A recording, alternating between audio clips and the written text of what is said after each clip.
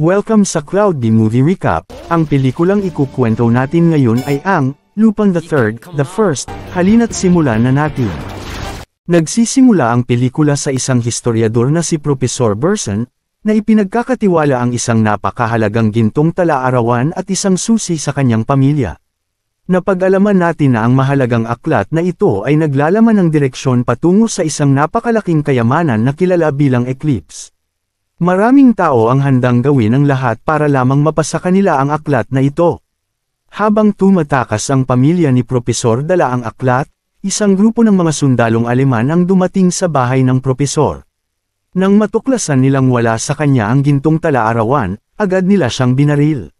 Samantala, makikita natin ang pamilya ni Professor Burson na patuloy na tumatakas hanggang sa may kotse na humabol sa kanila, si Professor Lambert mula sa Anonurba.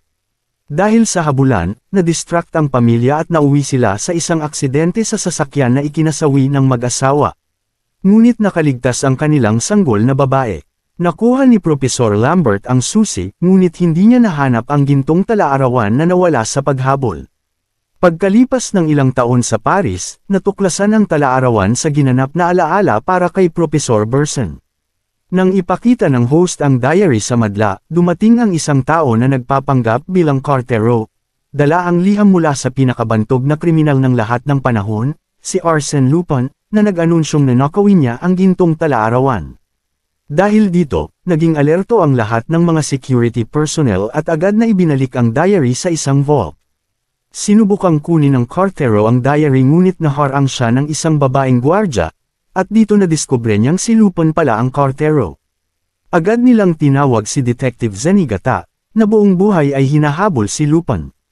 Gumamit si Lupin ng usok upang makatakas sa bubong.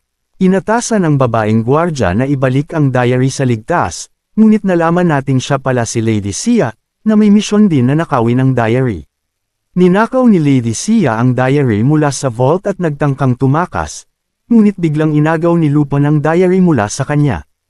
Habang hinahabol niya si Lupin, muntik na siyang mahulog mula sa gusali ngunit nasadyap siya ni Lupin. Nagpatuloy si Lady Sia sa paghabol ngunit hindi niya matapatan ang galing ni Lupin sa pag-akyat at paglukso sa mga gusali. Nagpakilala si Lupin na siya na ngayon ang may-ari ng diary. Bigla namang dumating si Fujiko, isang babaeng lumipad gamit ang helikoptero at ninakaw ang diary mula kay Lupin. Bago pa makaganti si Lupin, dumating si Detective Zenigata at ang mga pulis at siya ay nahuli matapos ang mahabang habulan. Tumakas naman si Lady Sia gamit ang isang parachute. Habang tumatakas, nakipag-usap si Lady Sia sa kanyang lolo sa telepono at humingi ng paumanhin sa kanyang pagkabigo. Pinagalitan siya ng kanyang lolo at binawi ang kanilang kasunduan. Lumipat ang eksena sa isang lihim na basement kung saan nagpupulong ang isang grupo ng mga kriminal, pinamumunuan ni na Professor Lambert at crime boss Gerald. Masaya sila dahil ayon sa impormasyon ng kanilang kasamahan, nakuha na nila ang matagal na nilang hinahanap na gintong tala-arawan. Ngunit may problema, nakalock ang diary gamit ang isang mekanismo at kailangan nila ang natatanging susi upang mabuksan ito. Dumating si Fujiko dala ang diary at binayaran siya ng malaking halaga. Ngunit nang paalis na siya, natuklasan ni Gerald na niloloko sila ni Fujiko kaya siya ay ipinaaresto. Samantala, isang malaking convoy ng pulis ang naghahatid kay Lupin sa kulungan. Ang gintong diary lamang ang kayamanang hindi niya kailanman nakuha. Siguradong sigurado ang mga pulis na hindi na siya makakatakas, ngunit laking gulat nila nang dumating ang kanyang mga kasamahan upang siya'y iligtas. Isa sa mga ito si Daisuke Jigen, eksperto sa baril, na nagpaputok sa mga gulong ng mga kotse ng pulisya. Para makaligtas sila, kasama rin nila si Goemon Ishikawa, isang bihasang samurai na kayang pumatay ng marami sa loob ng ilang segundo. Matagumpay nilang nailigtas si Lupin at nakatakas. Hinimok ni Lupin ang kanyang mga kaibigan na samahan siya sa paghahanap ng diary, ngunit tumanggi ang mga ito dahil sa paniniwalang baka hindi totoo ang alamat ng kayamanan. Sinabi ni Lupin na kung siya lang ang makakakuha ng diary, itatago niya ang kayamanan para sa kanyang sarili pero hindi pa rin nila ito pinansin. Nagbalik ang eksena sa basement nina Lambert at Gerald kung saan sinusubukan nilang buksan ang diary gamit ang kalahati ng susi ngunit nabigo sila. Samantala, bumalik si Lady Sia sa kanyang apartment, lubhang nabigo at malungkot dahil kinikilala na siya ngayon bilang magnanakaw. Malapit na siyang maiyak nang biglang dumating si Lupin. Ipinakita ni Lupin na may tracking device siya sa sapatos ni Lady Xia kaya niya ito nasundan. Nalaman ni Lupin na interesado si Lady Xia sa pagiging arkeologo. Ipinakita niya ang kanyang gintong amuleto, na siya palang kabilang kalahati ng susi ng diary pamana mula sa kanyang lolo. Habang nagpapalit ng damit si Lady Xia, palihim siyang tumawag sa kanyang lolo na isiniwalat na si Professor Lambert pala at sinabing nasa apartment niya si Lupin dala ang kabilang kalahati ng susi. Muling inulit ni Lambert ang kanilang kasunduan, kung madadala niya si Lupin at ang susi, papayagan siya nitong makapag-aral sa Boston School of Archaeology kaya napilitan si Lady Xia na sumunod. Bigla niyang nakumbinsi si Lupin na pumunta sa tagwan ng mga kriminal kung saan naroon ang diary, dahil isa siyang arkeologo at nais niyang tuklasin ang kasaysayan ng kayamanang tinatawag na Ellipse. Bilang kapalit, tutulungan niya si Lupin sa lahat ng impormasyong kailangan niya. Dinala niya si Lupin sa tagwan ng mga kriminal at dito nalaman natin na si Lady Xiao pala ang sanggol na nakita natin sa simula ng pelikula, ang bata na nawala ng magulang dahil kay Professor Lambert sa isang aksidente sa sasakyan na may kaugnayan sa diary. Hindi ito alam ni Lady Xiao. Nang makarating sila sa basement, matagumpay nilang nakuha ang diary at ang isa pang susi. Pagkabukas nila sa diary gamit ang mga susi, natuklasan nila na ang treasure ay tinatawag na Eclipse, isang makapangyarihang generator ng enerhiya na iniwan sa isang nawawalang lungsod sa hilaga ng Mexico. Bigla na lang itinutok ni Lady Xiao ang kanyang baril kay Lupin, kaya naunawaan ni Lupin na nilagay siya sa isang patibong. Ngunit nanatili siyang kalmado at kusa siyang sumuko kina Gerard at Lambert. Ikukulong si Lupin sa bilangguan para sa mga pag-anti, kung saan nakilala rin niya si Fujiko, isang profesional na magnanakaw na tulad niya na nadakip habang niloloko ang mga kalaban. Matalino si Fujiko at nagkaroon siya ng pagkakataong makatakas. Iniwan niya ang isang susi para makatakas si Lupin at tumakas siya gamit ang isang eroplano. Palihim na sumakay si Lupin sa eroplano para mabawi ang diary at narinig niya ang pag-uusap ni Lambert at Gerard. Ang Eclipse ay isang makapangyarihang sandata, at ang diary ay may mga tagubilin kung paano ito gamitin. Hinahanap din nila si Adolf Hitler na di umano'y nagkunwaring patay at tumakas papuntang South America matapos bumagsak ang Berlin. Plano nilang gamitin ang Eclipse para buhayin muli ang Third Reich. Napansin ni Gerard at Lambert na nakikinig si Lady Xiao sa kanilang usapan. Nang tanungin niya kung bakit hindi sinabi sa kanya na sandata pala ang Eclipse, para mapanatiling lihim ang kanilang plano, itinapon siya ni Gerard palabas ng eroplano. Nakita ito ni Lupin kaya tumalon din siya upang iligtas si Lady Xiao. Ngunit wala silang mga parachute, kaya habang sila ay malalaglag na, bigla namang dumating si Herlock gamit ang isang eroplano at sinagip sila. Pinagbabaril ng mga tauhan ni Gerard ang eroplano, kaya bumagsak ito. Mabuti na lamang at dumating sina Jigen at Goman, mga kasamahan ni Lupin, upang sagipin sila. Ngunit lumala ang sitwasyon ng sirain ng mga machine gun ng kalaban ng kanilang sasakyan, kaya stranded sila sa disyerto.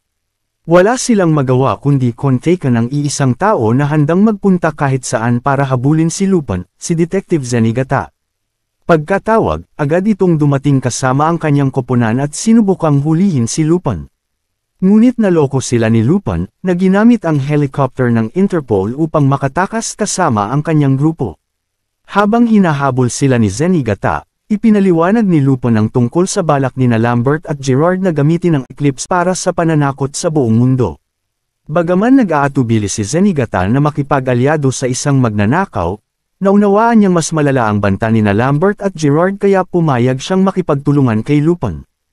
Habang nagpaplano sila sa isang pantalan, kinausap ni Lupin si Lady Xiao na nalilito pa rin kung paano nagawang traidorin siya ng kanyang lolo, si Professor Lambert, na siyang pumatay sa kanyang tunay na mga magulang para makuha ang diary at ang Ellipse. Natuklasan din ni Lupin na ang kanyang sariling lolo ang tumulong kay Professor Bresson sa pagtuklas sa Asterisk Eclipse, ngunit itinago nila ang diary upang hindi ito mapasa kamay ng masasama. Nakuha rin pala muli ni Lupin ang diary. Sa hilagang bahagi ng Mexico, pumasok sina Gerard at Lambert sa isang kuweba kung saan naroon ang Ellipse. Ngunit maraming patibong sa loob, at kailangan nila ang diary upang makalampas. Nang umalis ang mga kalaban, pumasok sina Lupin at ang kanyang grupo sa kuweba at gamit ang tagubilin mula sa diary, nadiskubre nila ang lihim na password upang ma-deactivate ang mga patibong. Ngunit isang huling patibong ang naiwan. Ang tanging paraan para makalusot ay maiwasan ang mga bala at i-deactivate ang patibong mula sa loob, at tanging si Lupin lamang ang kayang gumawa nito. Muling pinatunayan ni Lupin ang kanyang galing sa pag-iwas at pagnanakaw. Ngunit pagsapit nila sa Ellipse, nadiskubre nilang planado pala nina Lambert at Gerard ang lahat para gamitin sila bilang pantanggal ng mga hadlang. Napilitang sumuko sina Lupin at ang kanyang grupo. Galit na galit sina Jigen at Goma nang malamang sandata pala ang Ellipse at hindi kayamanan. Sinisi nila si Lupin sa hindi pagsasabi ng totoo. Dinala nina Lambert at Gerard si Lady Xiao at nagawa nilang paganahin ang Ellipse na siyang nagangat sa kanila paakyat sa ibabaw. Pero hinarang sila nina Lupin gamit ang isang eroplano.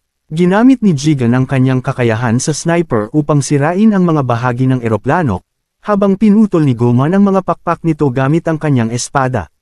Bumagsak ang eroplano, ngunit ginamit ni Lambert ang kapangyarihan ng Ellipse para muling makalipad. Pinalabas ni Lambert ang isang enerhiya mula sa Ellipse na pinatay si Lupin at ang kanyang grupo. Akala ni Lambert na sila'y patay na, kaya nasabik siya sa kapangyarihan ng Ellipse at sinunog ang diary. Plano niyang gamitin ang Ellipse para mapasuko ang mundo at ideklarang siya ang bagong pinuno. Naramdaman ni Gerard ang pagtataksil ni Lambert at nakipaglaban sa kanya. Sa gitna ng gulo, sinubukan ni Lady Xiao na pigilan ang Ellipse, kaya't binaril siya ni Gerard, pero sinalo ni Lambert ang bala at namatay. Sa kanyang pagpanaw, ipinakita na mahal pa rin niya si Lady Xiao sa kabila ng kanyang mga kasamaan.